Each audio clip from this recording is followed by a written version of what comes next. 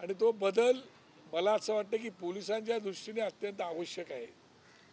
ज्या पोलिसांनी आपल्या आयुष्यातली 25 वर्ष, 30 वर्ष, 35 वर्ष, 40 वर्ष राजकीय सेवेत घातलेली आहेत, प्रामाणिकपणाने सेवा दिलेली आहे, त्या पोलिसांच्या घराच्या बाबतीमध्ये राज्य सरकारने असाच निर्णय मुंबईतील झोपडपट्टीवाशांच्या बाबतीमध्ये घेतला होता आणि त्यावेळेला त्यांना 225 स्क्वेअर फीटचं घर नंतर 300 स्क्वेअर फीटचं घर मोफत देण्याचा निर्णय घेतला होता.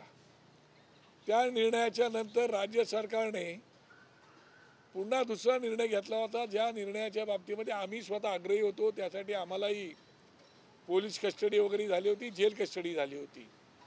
आणि तो म्हणजे गिरणी कामगारांचा आम्ही उभारलेला लढा. आज मला आमचे मित्र दत्ता इसवलकर यांची आठवण येते, आज ते नाही. त्यावेळेला सुद्धा गिरणी कामगारांना घरं मिळावी यासाठी आम्ही लढा उभारला होता आणि त्यावेळेला राज्य सरकारने गिरणी कामगारांच्या बाबतीमध्ये सुद्धा निर्णय घेतला होता आणि त्यांनाही घरं देऊ अशा प्रकारचा निर्णय झाला होता. आणि मग ती घरं काय किमतीला असावीत, ती घरं 225 स्क्वेअर फीटाची घरं त्यावेळेला होती.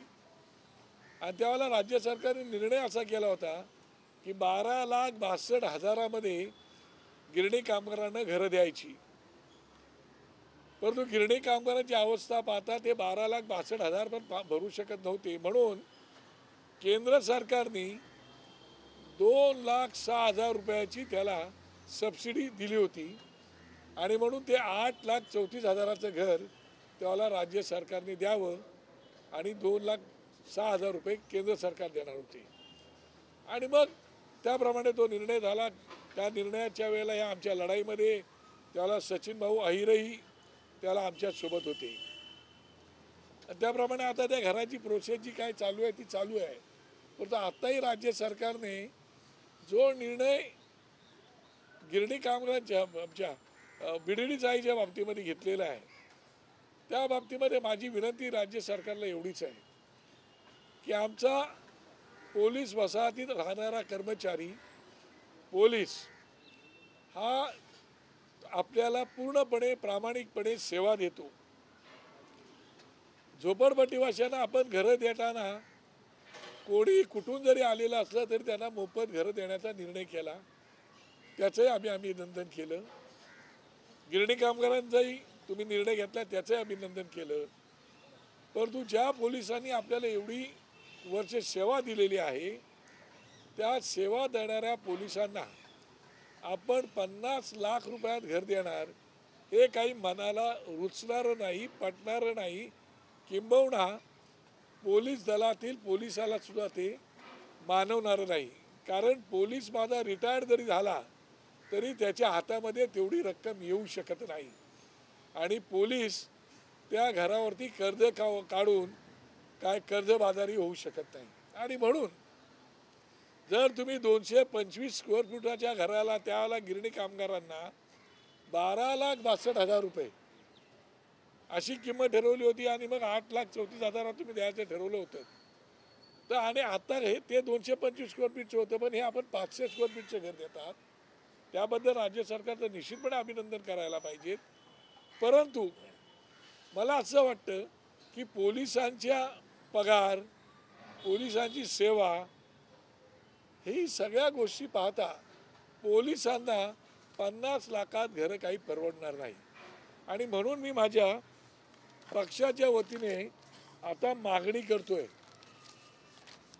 की 1 जानेवारी 2022 पर्यंत सेवानिवृत्त झालेल्या आणि आता सेवेत असणाऱ्या पोलिसांना आपण जर घर द्यायचे असेल, देणार आहात सरकार, तर ते 20 ते 25 लाखाच्या दरम्यान जर घर बसवलं, ज्याप्रमाणे गिरणी कामगारांच्या वेळेला आम्ही मागणी केली होती 9 ते 12 लाखाच्या मध्ये ते घर बसवावं, तसं त्यावेळेला पृथ्वीराज चव्हाण साहेब मुख्यमंत्री होते आणि त्यावेळेला तो निर्णय घेण्यात आला होता. त्याप्रमाणे आताही 20 ते 25 लाखाच्या मध्ये जर त्यांना घराची आपण जर त्यांना दिलीत तर आमचा पोलीस कर्मचारी कुठेतरी घर घेऊ शकेल असं मला स्वतःला वाटते. आणि केवळ बीडीडी चाळी बघून चालणार नाही. त्यात BIT चाळी जेव्हा केव्हा डेव्हलप होतील, PWDच्या चाळी आहेत, काही प्रायव्हेट इमारती पण आहेत. या सगळ्यांचा राज्य सरकारने सर्वे करून ज्या ज्या वेळेला त्या इमारती डेव्हलप होतील त्या त्यावेळेला राज्य सरकारने वेळ पडल्यास, राज्य सरकारचं म्हणणं असं आहे की आम्हाला हे घर साधारण 1,15,00,000 एवढा आम्हाला बांधकाम खर्च येतो असं राज्य सरकारचं म्हणणं आहे. माझं असं म्हणणं आहे की राज्य सरकारने त्याच्यात सरकारचा फायदा न पाहता थोडासा लोकांचाही फायदा पाहिला पाहिजे, ज्यांनी सेवा दिली त्यांचाही फायदा पाहिला पाहिजे. आणि म्हणून त्यांना या कमी किमतीमध्ये घर देण्याची आवश्यकता आहे. राज्य सरकारला फार जर तसं वाटत असेल तर ज्याप्रमाणे राज्य सरकारने 2.5चा 3 FSI केला, 3.5चा 3.5 केला, 3.5चा 4 FSI केला. माझं असं म्हणणं आहे की या पोलीस कर्मचाऱ्यांसाठी जर तुम्ही एका बाजूला सेपरेट असा प्लॉट त्याच ठिकाणी जर काढलात आणि त्यांना एक स्पेशल प्रोव्हिजन म्हणून, ज्याप्रमाणे शाळेसाठी, हॉस्पिटलसाठी आपण स्पेशल प्रोव्हिजन करतो, विशेषाधिकार मुख्यमंत्री वापरू शकतात, तो जर वापरला आणि FSI जर थोडा जास्त दिला तर 20 ते 25 लाखाच्या दरम्यामध्ये पोलीस दलांना ही घरं राज्य सरकारला देता येतील. आणि म्हणून मी माझ्या पक्षाच्या वतीने ही मागणी करतोय की माझ्या पोलीस तर आमचं म्हणतं की आम्हाला फुकट नका देऊ, आम्ही पैसे द्यायला तयार आहोत. मग जर माझा पोलीस 35-40 वर्ष सेवा करून फुकट घर न मागता काही प्रमाणामध्ये पैसे देऊन जर राज्य सरकारकडे घर मागत असेल तर त्याची सेवा ही ग्राह्य धरून मला वाटतं राज्य सरकारने त्यांना या किमतीमध्ये घरं द्यायला पाहिजेत. आणि त्यासाठी आज मुद्दा मी तुमच्याशी संपर्क साधलेला आहे.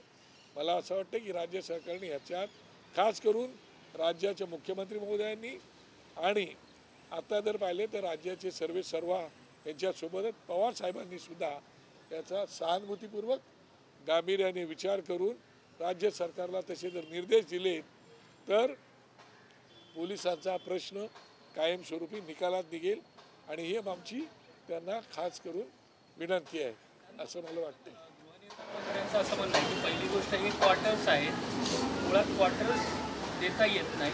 आणि पहिली गोष्ट देता येत नसताना सरकार माणुसकीच्या दृष्टिकोनातून ठराविक त्या वरळीच्या पोलिसांचा विचार करत आहे. आणि सरकारलाच बांधकामाचा खर्च 1 कोटीच्या वर येतोय, तर 50 लाखाच्या खाली किंमत कमी होऊ शकत. मला असं वाटतं की ज्या पोलिसांनी तुम्ही ज्या वेळेला आता एकंदरीत मुंबईच्या जागेचे दर पाहता, गृहनिर्माण मंत्र्यांना ते वाटणे साहजिक जरी असलं तरीसुद्धा पोलिसांची सेवा पाहता, कित्येक पोलिसांचे काय काय पोलिसांनी या राज्यासाठी केले ते पाहता, आता एवढा छोटासा गोष्ट का ते सरकारी निवासस्थान आहे वगैरे वगैरे गोष्टी, कित्येक सरकारी निवासस्थानं कोणाकोणाच्या आशीर्वादाने मालकी हक्काची झालेली आहेत काय तेही मला कल्पना आहे. आणि म्हणून मला वाटतं की राज्य सरकारने राज्य सरकारचं मन हे मोठं असलं पाहिजे, आबाळागत त्यांचं मन मोठं असलं पाहिजे.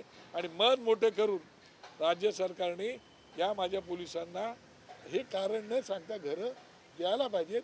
आणि भविष्यात येणारे जे पोलीस आहेत त्यांच्यासाठी सुद्धा तुम्ही कॉलनीत उभ्या करा, माझं काय म्हणणं नाही.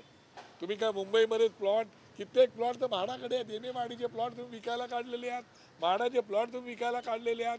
काय आता गृहनिर्माण मला वाटतं चौधरी साहेब होते ते DCP साहेब, त्यांनीसुद्धा गृहनिर्माण, पोलिसांच्या गृहनिर्माणासाठी त्यांनीही प्रयत्न केलेला होता की पोलिसांची एक वसाहत व्हावी म्हणून, पण अजूनही ते भिजत घोंगडं पडलेलं आहे. म्हणून पोलीस वसाहतीसाठी सुद्धा पण अशा प्रकारची स्टाफ घरं बांधण्याची प्रोव्हिजन करू शकता. पण आता हा विषय निकालात काढण्याची आवश्यकता आहे असं मला वाटतं. त्याच्यामुळे राज्य सरकारने एवढा बारीक विचार करून चालणार नाही. पोलीस वसाहती त्यांची पण अनेक ठिकाणी दुरावस्था आपल्याला पाहायला मिळते. वेगवेगळ्या ठिकाणी मुंबईच्या सध्याच्या अनेक वाईट अवस्थेत आहेत जिथे पोलीस राहतात. नाही, खरी गोष्ट आहे. मुंबई शहरातल्या आता ह्या जुन्या आणि जीर्ण झालेल्या चाळी आहेत आणि त्यामुळे त्यांचं मेंटेनन्स हे आता त्या PWDला म्हणा की BDDला म्हणा की BITचाहीला म्हणा परवडत नाहीत. ही गोष्ट खरी आहे आणि त्याच्यामुळे लाखो करोडो रुपयाचा खर्च सरकारचा सुद्धा त्या गोष्टीवरती होतोय आणि त्याच्यामुळे सरकारमधनं त्यांच्याकडून जे काय भाड्यापोटी वगैरे वगैरे घेतं त्यांच्या पगारातून कापतं किंवा भाड्यापोटी घेतं त्यामुळे सरकारला तेही परवडत नाही. पण माझं म्हणणं की त्याच्यावरती कधीतरी कुठला तरी निर्णय घेण्याची आवश्यकता आहे की नाही. सरकार म्हणून त्याच्यावरती सरकारने निर्णय घेण्याची आवश्यकता आहे. जर आमदारांना खासदारांना आपण घर द्यायला प्लॉट देतोच ना, न्यायमूर्तींना देतो, तुमच्या प्रशासकीय अधिकाऱ्यांना देतो, IPS ऑफिसर असतील IAS ऑफिसर असतील देतोच ना आपण. मग माझं म्हणणं आहे मग माझ्या पोलिसांना दिलं तर काय होईल. फुकट तर मागत नाही, पण त्याचा पगार केवढा आहे तेही तुम्हाला माहिती आहे. पोलिसाचा माझा पगार तेवढा आहे का हो. आणि 24 तास तो पोलीस माझा रस्त्यावरती काम करतो, कुठला सण पाहायला त्याला मिळत नाही. अशा त्याचा तुम्ही विचार करणार की नाही. म्हणून हा सहानुभूतीने सुद्धा पाहण्याचा विषय आहे. हा निर्णय झाला तर इतरही पोलीस वसाहतीतील पोलीस असतील किंवा सरकारी कर्मचारी असतील ते अशाच पद्धतीने क्वार्टर्स आम्हालाच मिळावे, कायमस्वरूपी मिळावे किंवा मालकी हक्काचे मिळावे, कमी दरात मिळावे असा एक मुद्दा उपस्थित 100% मुद्दा उपस्थित होऊ शकतो. तो त्याविषयी माझं काय म्हणणं नाही. परंतु सरकारी कर्मचाऱ्यांच्या बाबतीमध्ये आपल्याला विचार कुठेतरी करायलाच पाहिजे. सरकार आता गव्हर्नमेंट कॉलनी आहे, गव्हर्नमेंट कॉलनी मी तुम्हाला म्हणालो ना की गव्हर्नमेंट कॉलनी आहे तर त्याच्यामध्ये तुम्ही आता गव्हर्नमेंट कॉलनीचा विषय पेंडिंग आहे. आता BDD चाळे आहेत, आता BDDचा नामजोशी मार्गाला आहेत, तुमच्या वरळीला आहेत, शिवडीला आहेत, नायगावला आहेत. आता सगळ्यात प्लॉट काही होणार नाही त्याच्यात. तुम्हाला बाकी क्वार्टर्स बांधायला पण मिळू शकतात ना येणाऱ्या लोकांसाठी. पण आता हा विषय तुम्हाला मार्गाला लावायला पाहिजे. संदीप देशपांडे आणि संतोष जोगी यांना अटकपूर्व जामीन मंजूर झाला आहे. एकंदरीत दिलासा देणारी गोष्ट आहे. काय निश्चितपणे कारण आता त्यांना अटकपूर्व जामीन झालेला आहे आणि त्याप्रमाणे ते आता आलेले आहेत. आता त्यांना बाकी अटी शर्ती काय असतील ते असतील गोष्ट वेगळी. पण ज्या पद्धतीने सरकार त्याच्या मागे लागलं होतं ते पाहता थोडासा ती अडचणच होती. पण ठीक आहे, आता कोर्टाने न्याय दिलेला आहे. नांदगावकरजी पुण्यामध्ये राज ठाकरे गेलेले आहेत. कसा त्यांचा दौरा असणार आहे, त्यांची पुण्यातली सभा नेमकी कशी असणार आहे? मला वाटतं की राजसाहेब कालच पुण्याहून मुंबईत परत आलेले आहेत आणि त्याच्यामुळे आता मला वाटतं उद्याकडे परत करायची ते जातील. काल ते आले होते आणि आता जी 21 तारखेला आम्ही सभा घेण्याचा निर्णय आमचा झाला होता तो निर्णय आता आम्ही रद्दबादल केलेला आहे. कारण एकंदरीत वातावरण जर तुम्ही पाहिलं, हवामान तज्ज्ञांचा किंवा हवामानाचा अंदाज जर घेतलात तर पाऊस कोणत्याही क्षणाला कोसळू शकतो अशी परिस्थिती आहे. आणि म्हणून आम्ही SP कॉलेजची पाहत होतो, आम्ही नदीपात्र पाहत होतो. त्याप्रमाणे आम्ही परवानगी मागितली होती आणि राज्य सरकारच्या गृहमंत्र्यांनी सांगितलं होतं की आम्हाला परवानगी द्यायला काही अडचण नाही. परंतु एकंदरीत हे वातावरण पाहता पावसात सभा घेऊन लोकांना त्या चिखलात बसायला लावण्यापेक्षा आपण एखादा बंद हॉल जर घेतला तर बरं पडेल. मग आता पुण्यात कुठला बंद हॉल मोठा आहे तर तो गणेश कला केंद्र हा एकच हॉल मोठा आहे आणि म्हणून ती 21 तारखेची सभा आम्ही रद्द करून आता गणेश कला किल्ला जो आहे तिथे मला वाटते सोमवारी 22 तारखेला ती मीटिंग आम्ही लावलेली आहे. कार्यकर्त्यांचा मेळावा असं नाही. सभा म्हणजे आता जी काही लोक येतील, महाराष्ट्र सैनिक येतील, इतर कोणाला यायचं आहे त्याला आता लिमिटेशन्स आहेत. त्याचं कारण असं की तो एवढा फार मोठा ते नाही आहे. पण बाहेर आम्ही काय स्क्रीन वगैरे लावून जर काही व्यवस्था करता आली मागच्या वेळेसाठी तर करण्याचा प्रयत्न करू. आणि लोकांमध्ये उत्सुकता आहे की साहेब आता काय बोलणार वगैरे वगैरे. त्याच्यामुळे ती सभा सकाळी 10 वाजता आहे. शिवसेनेच्या सभेमध्ये उद्धव ठाकरे यांनी ज्या पद्धतीची टीका राज ठाकरे यांच्यावरती केली होती, पुन्हाभाई असा त्यांचा उल्लेख देखील केला होता. आता कुठे ना कुठे या सभेतून राज ठाकरे उद्धव ठाकरेंना उत्तर देतील. आता ते काय उत्तर देतील ते मला माहिती नाही, कारण का ही उत्तराची सभा नाही आहे. हो, त्यांना त्यांचा जो काही विचार आहे तो विचार त्यांना मांडायचा आहे. आता सभा राज ठाकरेंनी सुरुवात केली, मागोमाग लोकांनी पत्रकार परिषदा घ्यायला सुरुवात केली, पाठोपाठ ताबडतोब मीटिंग त्यांनी जाहीर सभा घ्यायला सुरुवात केली आणि म्हणून ते सभा घेतात म्हणून आम्ही घेत नाही आहोत. सभा तर आम्ही सुरुवात केलीच होती. आम्हाला आमच्याही पक्षाच्या दृष्टिकोनातून काय महत्त्वाचं आहे, त्यात बरेचसे विषय आहेत. त्याच्यामुळे साहेब ती सभा घेणार आहे, त्याच्यात त्यांचे काय जे विचार आहेत ते तुम्ही ऐकालच. त्या दौऱ्याला अवघे काही दिवस राहिलेले आहेत, मात्र भाजप ते तीव्र विरोध करताना पाहायला मिळतात. त्यांची ते समजून काढतात आहे. मग कांचनगिरी असतील, ज्यांनी राज ठाकरेंची भेट घेतली, त्यांचंही जे ऐकत नाही. कांचनगिरीने आता हा विषय उत्तर प्रदेशात चालू आहे, मी महाराष्ट्रात बोलतोय. आता मला तुम्ही सांगा, आता उत्तर प्रदेशला काय चालू आहे त्याच्याविषयी मी इथं काय भाष्य करणार. तरी पण मला वाटतं की साहेब त्या दिवशी त्या विषयावरती निश्चितपणे बोलतील अशी माझी खात्री आहे. भाजपचे खासदार आहेत, ते लढवई आहेत, त्यांना मी चांगला ओळखतो. हो मग राज ठाकरेंनी पूर्वीची भूमिका काय सोडली हे माहीत नाही. आता ते नाही, मला असं वाटतं की राऊत साहेबांनी सुद्धा आपापल्या भूमिका कशा आणि कशा बदलल्या ते जगाला माहिती आहे. त्याच्यामुळे त्या विषयात जाणं उचित नाही. त्याच्यावरती साहेबच बोललेलं उचित, त्याच्यामुळे मी काय त्या विषयावरती बोलत नाही. सर, दुसरा एक प्रश्न असा की ब्रिजभूषण सिंग एकीकडे उत्तर प्रदेशमध्ये विरोध करतात, दुसरीकडे भाजपचाच एक प्रवक्ता मुंबई प्रदेशचा, तो पण मध्यंतरी त्याने सुद्धा विरोध त्याच पद्धतीचा दर्शवला होता. अर्थातच भाजपने त्याला त्या भूमिकेशी ते सहमत नाही आहे भाजप, तरीसुद्धा विरोध तिकडे पण आणि मुंबईमध्ये पण तुमच्या माहितीसाठी सांगतो की बरेचसे मुंबईतले उत्तर भारतीय बांधव आहेत जे साहेबांना भेटू इच्छितात. काल परवा माझ्या ऑफिसला सनातनचे सुरजित सिंग आले होते. त्यांनी तर ABP माझावाला कोण आला असेल त्याच्यासमोरच मुलाखत घेऊन त्या दिवशी सांगितलं की आम्ही उत्तर प्रदेशला साहेबांचं स्वागत करू आणि आम्ही 50,000 लाख लोक आम्ही सनातनची सगळी घेऊन येऊ. ते राष्ट्रीय काहीतरी अध्यक्ष होते. त्याच्यामुळे संपूर्ण उत्तर प्रदेश असो किंवा बिहार असो किंवा मध्य प्रदेश असो, तिकडून प्रचंड प्रमाणामध्ये आम्हाला फोन येतात की साहेबांनी उत्तर प्रदेशला यावं, आम्ही श्रीरामाचं दर्शन करायला, आम्ही त्यांचं स्वागत करायला तयार आहोत. अशा प्रकारची भूमिका त्यांच्याकडून येते.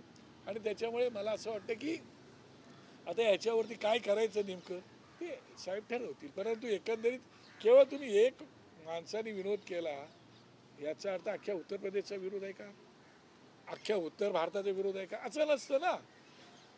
मी तुम्हाला यादी देईन कोण कोण आम्हाला फोन करतायत, कोण काय बोलतायत ते. तर तो विषय नाही आहे. तो साहेब जर त्या विषयावर बोलणार असेल तर मी त्याच्यावर बोलणं उचित नाही. दुसरं त्याला जोडून सर फक्त असा की कारण का भाजप जे आहे, भाजप ह्या सर्व जे काही नेते आहेत त्यांच्या भूमिकेशी ते डिनाय करतात किंवा सहमत होत नाही. ती एक छोटीशी दिलासादायक बाब आहे का मनसेसाठी अयोध्या दौऱ्याच्या निमित्त? नाही, आता भाजपने काय भूमिका घ्यावी हा त्यांचा विषय आहे. आमची भूमिका आम्ही जाहीर केलेली आहे की आम्हाला रामाचं दर्शन घ्यायला जायचं. पण आज चालू आहे, गेले वर्षभर आमचं चालू आहे. पण काही ना काही अडचणी आल्यामुळे श्रीराम प्रभूंचं दर्शन घ्यायला जायला आम्हाला वेळ लागत गेला. नाही तर आम्ही केव्हाच निघालो होतो, हे तुम्हालाही माहिती आहे. आता BJPने त्यांच्यात काय करायचा त्यांचा विषय, मी त्याच्यावर भाष्य करणं काही उचित वाटत नाही. अभिनेत्री आणि शिवसेना नेत्या दीपाली सय्यद यांनी मनसे पक्ष फक्त 2 तालुक्यात असणारा पक्ष अशी टीका केली आहे. राज ठाकरेंनी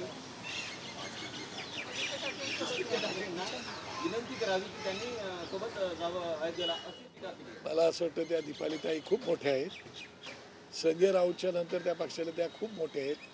त्याच्यामुळे आमची खालची मंडळी जी आहेत ना ते निश्चितपणे त्याच्यावरती भाष्य करतील. मला काय भाष्य करणं एवढं मला वाटत नाही बोलावं. आता ते जर 2 तालुक्यात आहेत तर मान्य आहे आम्हाला 2 तालुक्यात आहेत.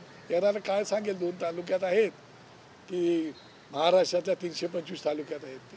दुसरा प्रश्न असा की संजय राऊत आणि नवनीत राणा लेहमध्ये एका अभ्यास दौऱ्यासाठी त्या निमित्ताने एकत्र आले होते. हो, पण आता त्यांच्या विषयावरती मी काय भाष्य करणार. आता ते दोघे एकमेकांना तिकडे भेटणार असतील. आता असे खूप अधिवेशनं होतात, असे खूप समित्या जात असतात, त्याला एकमेकांना भेटत असत माणसं. भूमिका वेगळी असते आणि एकमेकांना भेटलं तर काय बोलायचं नाही असंही नसतं. दुश्मन तर नाही होत ना आपण एकमेकांचे. राजकीय विरोध हे चालूच असतो. आम्ही सभागृहामध्ये टोकाची विरोध करत होतो, पण आता तर राजकारण फार वेगळं चाललेलं आहे. ते काय आमच्यासारख्या माणसाला रुचणारं पण नाही आणि पटणारं पण नाही. नांदगावकर पुण्याच्या मेळाव्यामध्ये मुन्नाभाई आणि संतृप्ती निर्माण होईल का?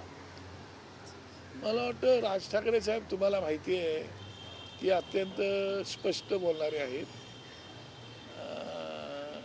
आता मी तसं बोलणार नाही, पण आरेला कार्य करणारे आहेत. तुम्हाला त्याचा स्वभाव माहिती आहे.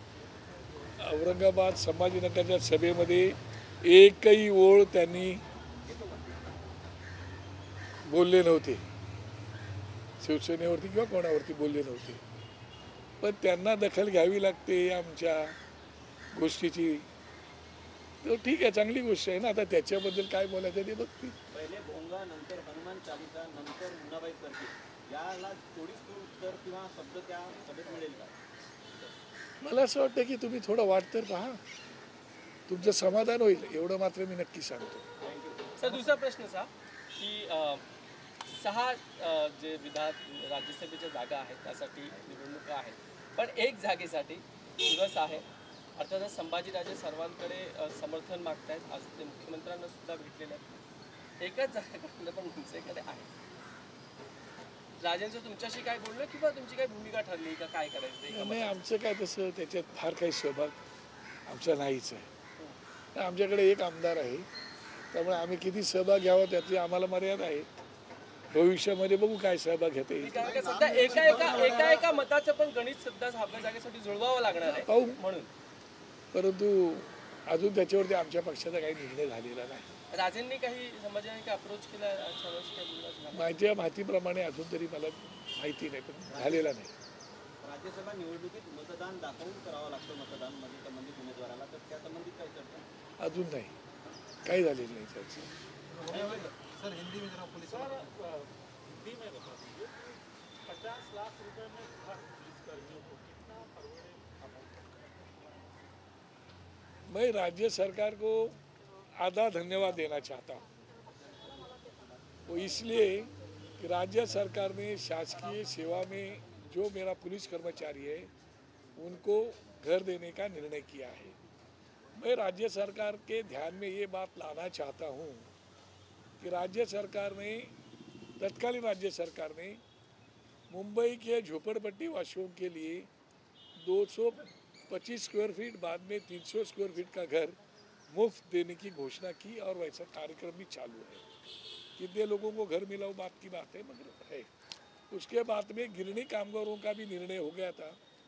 वो निर्णय में हम भी खुद साथ में थे. सचिन बाबू आहिर भी हमारे साथ में थे. हमारे दत्ता ईश्वरकर साहब आज नहीं है, मेरे अच्छे नज़दीक के दोस्त थे, वो भी साथ में थे. सभी पार्टी के लोग भी साथ में थे. तो जब भी पृथ्वीराज चौहान साहब जब सीएम थे, उसके पहले के भी बहुत सीएम थे, क्योंकि बहुत सालों से वो सब्जेक्ट चालू था. तो जब भी गिरनी कामगारों को 12,62,000 में घर देने का निर्णय किया था, और उसमें केंद्र सरकार ने 2,06,000 रुपये सब्सिडी देने का निर्णय किया था. तो वो 8,34,000 में उनको घर मिलने वाला था, 225 स्क्वायर फीट का. यानी झोपड़पट्टी वालों को मुफ्त, गिरनी कामगारों को 8,34,000 में. तो मेरा कहना ये है, जो सरकार की सेवा कई सालों से करते आए हैं, रात दिन घरदार छोड़ के, जो हमारे त्यौहार आते हैं त्यौहार छोड़ के, जो पुलिस कर्मचारी 25-25, 30-30, 40-40 साल सेवा करते हैं, उनको 50 लाख में अगर घर मिलने वाला है तो उनको परवड़ने वाला नहीं है. क्योंकि उनका एक तो पगार, वो रिटायर्ड होंगे तो उनके हाथ में कितना पैसा आएगा वो सरकार भी जानती है, पुलिस भी जानती है. और उसके बाद इतना घर लेने के लिए उनके पास पैसा भी नहीं, ना कर्जा कर सकते. इसलिए मेरी पार्टी की तरफ से मांग है, हमारी पार्टी की तरफ से, कि वो घर उनको 20-25 लाख में देना चाहिए. अगर 225 का घर 12-12.5 लाख के अंदर आप दे रहे थे, तो 500 स्क्वायर फीट का घर 20-25 लाख के अगर देंगे तो हम हमारी पार्टी की तरफ से सरकार का पूरा अभिनंदन करेंगे. ना केवल बीडीडी चौल, उसमें बीआईटी चौल भी है. जब बीआईटी चौल डेवलप होगी तो वहाँ के भी घरों का विचार पुलिस के करना चाहिए. उसके साथ पीडब्ल्यूडी की इमारतें है और कोई इमारतें, उनका भी विचार करना चाहिए. और 2 जनवरी 2022 तक जो कर्मचारी सेवानिवृत्त हुआ है उसको भी लेना चाहिए, और अभी जो सेवा में है कंटिन्यू, उनको भी उसमें शामिल करना चाहिए. हमारी पार्टी की मांग है.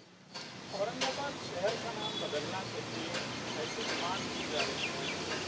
एयरपोर्ट की नाम शिवसेना करके उसका नाम बदलना चाहिए, समाजनगर करना चाहिए. मुझे कांग्रेस इसकी आपत्ति जता रही है, बदलना है.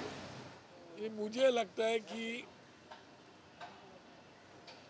1988 में माननीय बाला साहब जी ने ये घोषणा संभाजी नगर में जहाँ पे अभी परसों हमारी मीटिंग हो गई, जहाँ पे अभी उद्धव साहब की मीटिंग होने वाले है, उसी मैदान में घोषणा की थी कि इस शहर का नाम संभाजीनगर, पर आज तक वो हुआ नहीं। उसके बाद सरकार ने, शिवसेना ने भी घोषणा की थी इसका नाम संभाजीनगर होना चाहिए, अभी तक नहीं हुआ है। मुझे पता नहीं वो किसको खुश रखना चाहते हैं। मुझे लगता है कि उसका संभाजीनगर नाम तुरंत होना चाहिए। जो संभाजी महाराज का वध जिन्होंने किया औरंगजेब ने, उनका नाम औरंगाबाद क्यों चाहिए, ये समझ में नहीं आ रहा है। मुझे लगता है कि संभाजीनगर ये नामकरण तुरंत होना चाहिए, हमारी मांग है।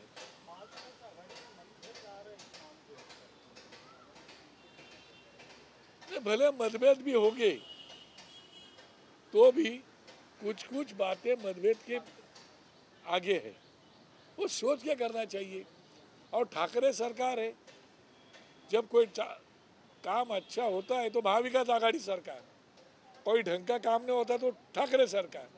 मुझे लगता है कि ठाकरे सरकार ने भी दिखाना चाहिए और संभाजीनगर करना चाहिए।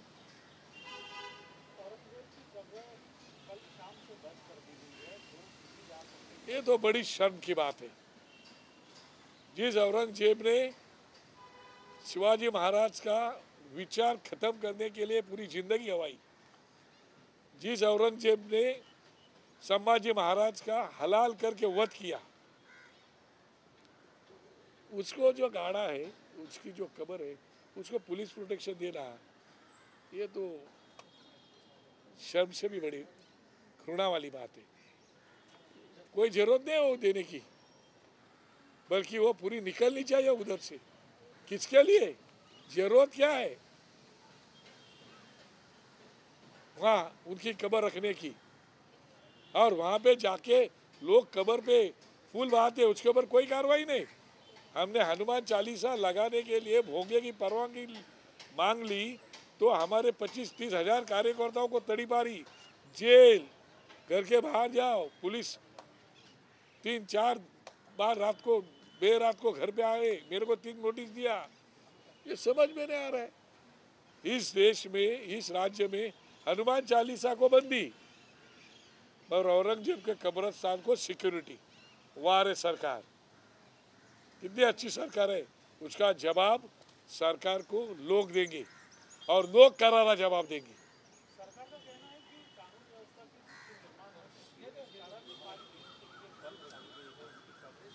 क्या कानून व्यवस्था क्या खराब हो चुकी है? अगर कानून की व्यवस्था अगर खराब हो चुकी है तो जो कानून तोड़ेगा उसके ऊपर तो कार्रवाई कर रहे हैं ना।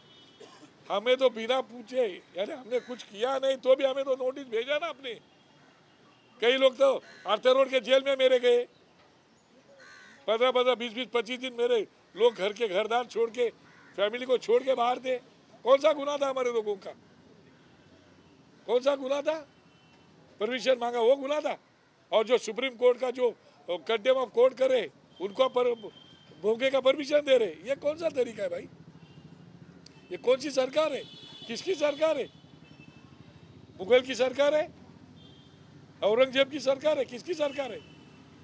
वो मुंबई में 705 किलोमीटर मुंबई में आके यहाँ पे बात करते हैं ओवैसी, 561 किलोमीटर उधर आता है संभाजीनगर में, उधर आके कब्र पे फूल बहाता है, उसको कुछ नहीं, उसके ऊपर कोई कार्रवाई नहीं।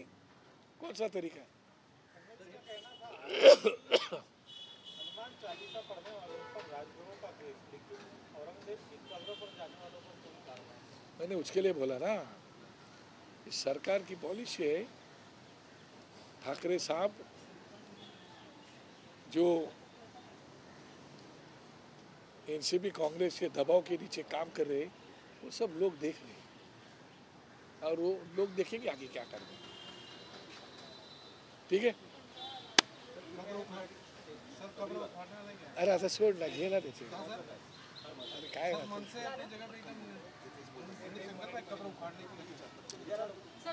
तू उसमें सोचे नहीं। सर फक्त एक प्रश्न मराठीमध्ये शेवटचा, की औरंगजेबच्या कबरीला पोलिसांचं संरक्षण नाही, अत्यंत चुकीची आहे हो ही. म्हणजे लाज वाटण्यासारखा प्रकार आहे, शर्मिंदा होण्यासारखा प्रकार आहे. पण ज्या औरंगजेबाने छत्रपती शिवाजी महाराजांचा विचार संपवण्यासाठी उभं आयुष्य घातलं, ज्या औरंगजेबाने संभाजी महाराजांना हलाल करून त्याचा वध केला, त्याच्या कबरीला संरक्षण देत आहे.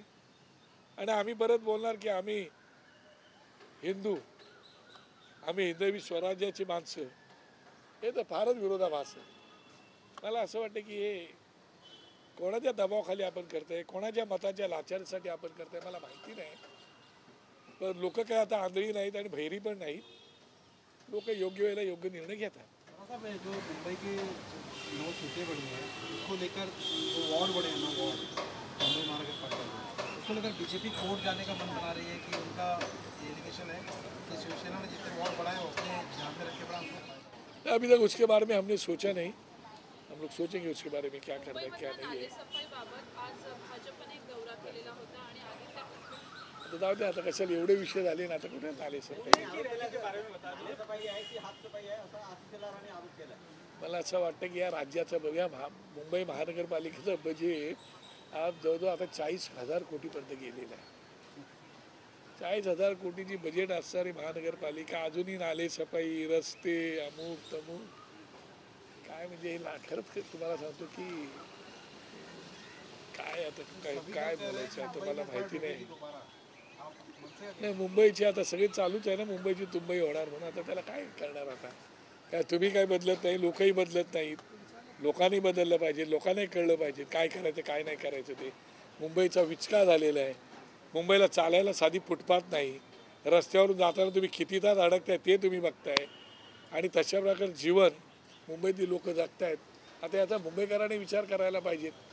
मग कुठल्याही गोष्ट असू.